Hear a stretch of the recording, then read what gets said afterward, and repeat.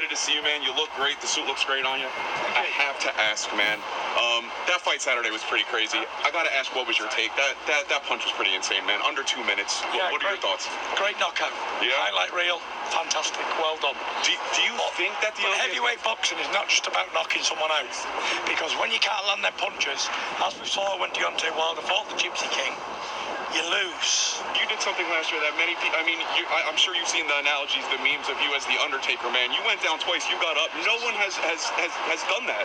I mean, what does that say about you? It says I'm the Gypsy King, and I'm the Gypsy King for a reason. Okay. Are you excited when the time comes to get back in the ring with Wilder, man, honestly? Listen, Wilder is a bum. He's got a puncher's chance, that's it. Like I said, Wilder is a massive dosser, yeah, and he works for me. Do you have any doubt that... That's all Wilder is. He's a big bum dosser, bum city, hashtag anytime, any place, anywhere. When we fight again, I promised him he'd be looking at the stars. So when I'm sorry, man, can I ask, do you have a message right now for Deontay Wilder, man? Yeah, Deontay Wilder, go suck my nuts. This is Kurt DeVille with Counterpunch Boxing News, and I was listening to the latest Tyson Fury interview. It was a short segment by TMZ, and they caught up with Tyson Fury, and Tyson Fury had a lot of interesting things to say that I want to counterpunch on today. You know, of course, we all know that Tyson Fury did congratulate Deontay Wilder for knocking out Dominic Breazeale. But he added a twist and added his own segment on what he feels about the knockout.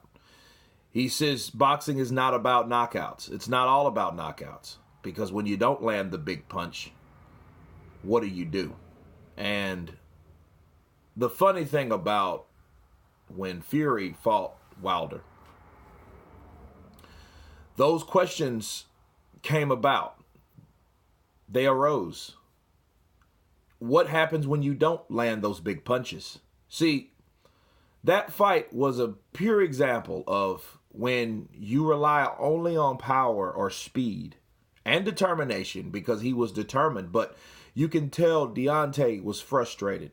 He was a frustrated fighter. He was throwing those looping shots. He was missing those looping shots. And it also taught me that Deontay does only have one punch.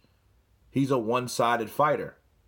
He relies on his right hand, and the left hook doesn't do much. It can set up the right if he knew how to do it properly. But it's one of those things where if he can't land that, he's in trouble, because he had no other option. He didn't try anything else. You know, he kept shooting the right. He adjusted the right.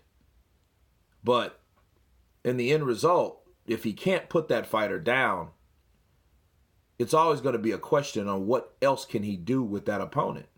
So let's say, and it was, like Fury said, he's a Gypsy King, and he got up from those 2 knockdowns. Obviously he's a Gypsy King for a reason, but when you're fighting someone like that, that's determined, that's driven, like Fury was, it's kind of hard to make a statement, especially if you can't land your money shot.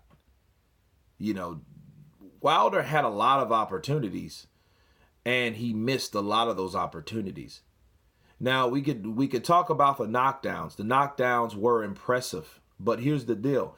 Those knockdowns were partially because out of desperation, okay? And the other was out of the lack of respect that Tyson Fury started to show for him, especially when he got clipped that first time. And he felt that punch, and he thought to himself, you know what? He doesn't really punch that hard.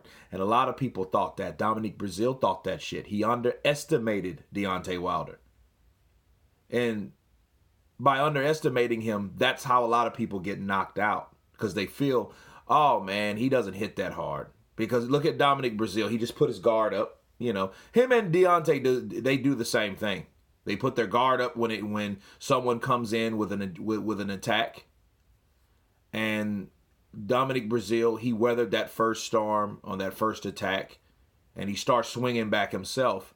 And he thought to himself, you know what? He doesn't really hit that hard. I do have a chin. And Dominic Breazeale believed in his chin. And so he thought, well, you know what? I don't respect his punching power, and he paid dearly for it. Along with Tyson Fury. Tyson Fury knew he could punch, but I don't think Tyson Fury anticipated the punch that he took in the 12th round. But he did get up. But besides the 12th round, we had 11 other rounds, or let's say we had 10 other rounds to score. And the scoring was a guy that was outboxing another guy, and the other guy trying to land that one shot that he was able to do in rounds 9 and rounds 12. And that is a good point for Tyson Fury. Now, Tyson Fury goes on to say, well, hey, you know, he's a big dumb dosser, and he has a puncher's chance. That's it, which I just pretty much covered. And he works for me. I think that's more of trash talk or whatnot, but, you know, let's go deeper into that. What made you think that Tyson Fury says that he works for him? Well, what really, besides Ortiz, because Ortiz was just another tough opponent, another interesting, curious opponent that you really didn't know the outcome. And that was the first opponent you really didn't know the outcome. You know, you didn't really want to say, because everyone knew Deontay's going to knock out Brazil. You know what I mean? That wasn't something like Ortiz. Ortiz was one of them things like, ooh, he's fighting Ortiz? Ortiz ain't never been beat. So it was one of those situations like that, but Dominic Brazil has. So besides Ortiz, who else was that guy that you was like, okay, Tyson Fury? And even Tyson Fury, we all had him the underdog. I thought Deontay Wilder was going to eventually catch him and knock him out, and that is that. That was not that. So that's the fight that put him where he is now. Come on, if it wasn't for Fury, it wouldn't be to this day. None of that would be, you know, all the slack, all the clothing line and stuff like that. Congratulations, Deontay Wilder. He has a clothing line. You know, he has a lot of logo to this day on it. So all that, you know, he has, you know, he has official merch because of that. But that all sparked from Fury, the build up from Fury. Okay. The outburst at Radio Raheem, you know, those type of things which helped him gain notoriety when he had little notoriety. Okay. So, hey, he has a point, you know, like, yeah, you pretty much work for him because he is the reason for this whole Deontay Wilder.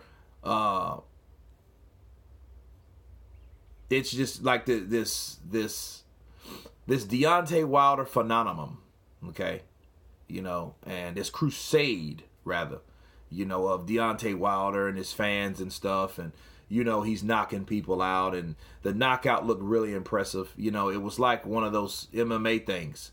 Like I said, one of those Mike Tyson things. But then back to Tyson Fury. Tyson Fury tells Deontay Wilder to suck his nuts. Wow.